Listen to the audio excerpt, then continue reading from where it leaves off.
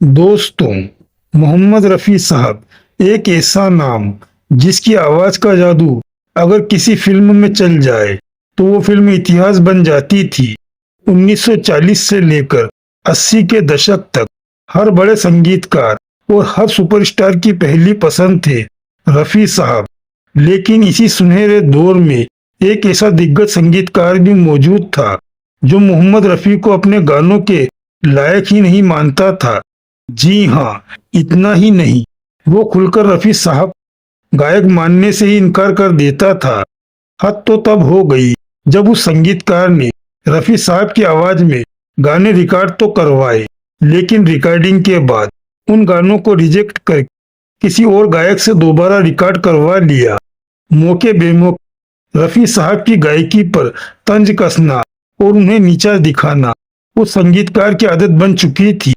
लेकिन किस्मत को कुछ और ही मंजूर था।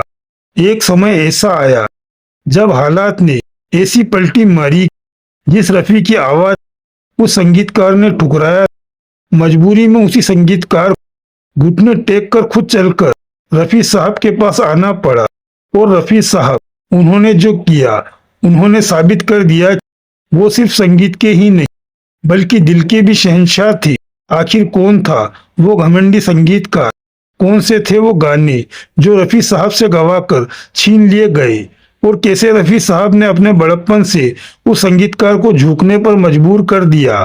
बॉलीवुड के इस सबसे हैरान कर देने वाले अनकहे किस्से की पूरी सच्चाई जानने के लिए इस वीडियो को अंत तक जरूर देखिएगा। चलिए शुरू करते हैं। भारतीय हिंदी सिनेमा के इतिहास में स्वर्णिम दौर की जब भी चर्चा होती है तो मोहम्मद रफ़ी साहब का नाम सबसे ऊपर आता है। 1940 से लेकर 1980 के दशक तक रफ़ी साहब की आवाज़ ने फिल्मी संगीत पर एक छत्र राज किया। उनकी आवाज़ में वो जादू था जो किसी भी साधारण से गीत को अमर बना देता था। उस दौर में हर बड़ा निर्माता, निर्देशक, संगीतकार और यहाँ तक कि बड़े बड़े सुपरस्टार भी यही चाहते थे कि पर्दे पर उनके लिए सिर्फ रफ़ी साहब की आवाज़ गूंजे। रफ़ी साहब का होना किसी भी फिल्म के संगीत के सुपरहिट होने की गारंटी माना जाता था। लेकिन क्या आप जानते हैं कि जिस आवाज पर पूरा देश और फिल्म इंडस्ट्री फिदा थी, उसी दौर में एक ऐसा दिग्गज संगीतकार भी था जो रफ़ी साहब की आवाज को अपने गीतों के लायक नहीं मानता था। इतना ही नहीं, वह उन्हें एक मुकम्मल गायक तक मानने से इनकार कर देता था। वे संगीतकार थे अनिल विश्वास, जिन्हें प्यार से लोग अनिल दा कहते थे। अनिल विश्वास भारतीय फिल्म संगीत के शुरुआती दौर के ऐसे स्तंभ थे जिन्होंने मुकेश और तलत महमूद जैसे महान गायकों को इंडस्ट्री में स्थापित किया था। अनिल दा की पहचान उनके बेहद गंभीर, शास्त्रीय और कोमल मिजाज के संगीत के लिए थी।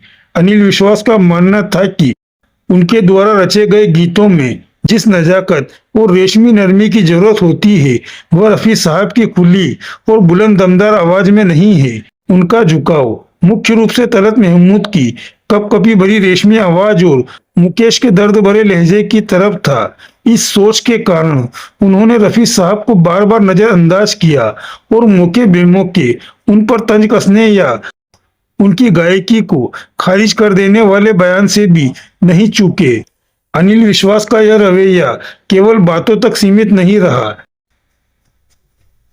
बल्कि उनके फैसलों में भी साफ दिखाई दिया। साल 1952 फिल्म दोराहा। अनिल विश्वास ने इस फिल्म में दो बेहद खूबसूरत गीत, दिल में बसा के मीत बना के और तेरा ख्याल दिल से मिटाया नहीं, अभी शुरुआत में मोहम्मद रफ़ी साहब की ही आवाज में रिकॉर्ड करवाए थे। लेकिन जब उन्होंने फाइनल ट्रैक सुना तो उन्हें लगा कि गाने में वह कोमलता और नजाकत नहीं आ पाई है जिसकी उन्हें तलाश थी। उन्होंने बिना झिझके रफ़ी साहब के गाए गानों को रिजेक्ट कर दिया और उन्हीं गीतों को तलत महमूद से दोबारा रिकॉर्ड करवाया। साल 1955 फिल्म पैसा ही पैसा। इस फिल्म में भी रफ़ी साहब के साथ अनिल विश्वास ने कुछ ऐसा ही प्रयोग किया और उनकी रिकॉर्डिंग की गई आवाज को खारिज कर दिया। साल 1951 फिल्म तराना।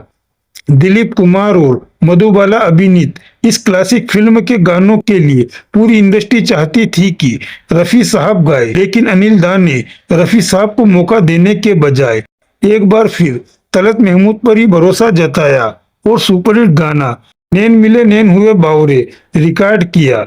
जहां पूरी दुनिया रफी साहब की आवाज के लिए तरसती थी, वहीं अनिल विश्वास लगातार उनकी उपेक्षा कर रहे थे। लेकिन किस्मत ने एक ऐसा मोड़ लिया जब अनिल दा को मोहम्मद रफी साहब की शरण में जाना पड़ा। किस्मत का अपना ही गणित होता है। समय बदला और साल आया 1956।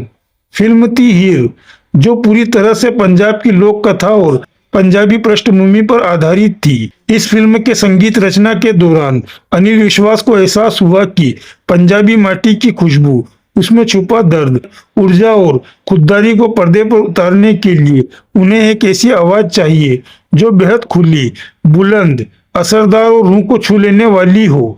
अनिल दा ने अपनी पसंद के तमाम गायकों के नाम पर विचार किया, लेकिन उन्हें समझ आ गया कि इस मिजाज और इस रेंज की गायकी पूरी इंडस्ट्री में केवल और केवल मोहम्मद रफी के पास ही है।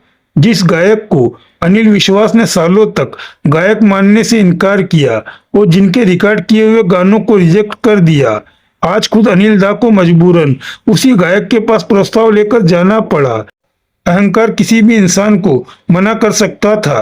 अगर रफी साहब की जगह कोई और कलाकार होता तो शायद वह अपने पुराने अपमान और उपेक्षा का बदला लेने के लिए गाना गाने से साफ इनकार कर देता।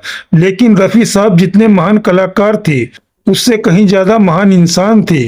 उनके दिल में ना तो कोई शिकवा था, ना कोई गिला और न ही कोई अहंकार। जब अनिल विश्वास प्रस्ताव लेकर आए तो रफी साहब ने मुस्कुराते हुए बेहद आदर के साथ उस प्रस्ताव को स्वीकार किया और पूरे समर्पण के साथ गाने गाए। फिल्म हीर के गीतों में रफी साहब ने अपनी आवाज का जादू पिरोया कि अनिल विश्वास दंग रह गए। वो खामोश जमाना है, आशा भोसले के साथ ले जा उसकी दुआएं, वो जो तेरा ना हो सका, दर्द और कसक से भरा गीत, अल्लाह तेरी खैर करे, मौला तेरी खैर करे, ईश्वर की प्रार्थना करता हुआ अमर नगमा। इन गानों में रफी साहब ने जो जान फूकी, उसे सुनकर खुद अनिल विश्वास को भी झुकना पड़ा और यह स्वीकार करना पड़ा कि कुछ भाव और कुछ गीत ऐसे होते हैं जिन्हें दुनिया में सिर्फ रफी ही गा सकते हैं। इसके बाद साल 1958 में आई फिल्म संस्कार के लिए भी अनिल विश्वास ने रफी साहब को ही चुना और रफी साहब ने भगवान भी खुश खुश शैतान भी हो राजी गाकर इस बार फिर अपने हुनर का लोहा मनवाया। यह किस्सा केवल दो महान संगीत साधकों के बीच का मतभेद नहीं है, बल्कि ये इंसानियत और कला की जीत की कहानी है। अनिल विश्वास जैसे बड़े आलोचक के सामने भी रफी साहब ने कभी कठोरता नहीं दिखाई।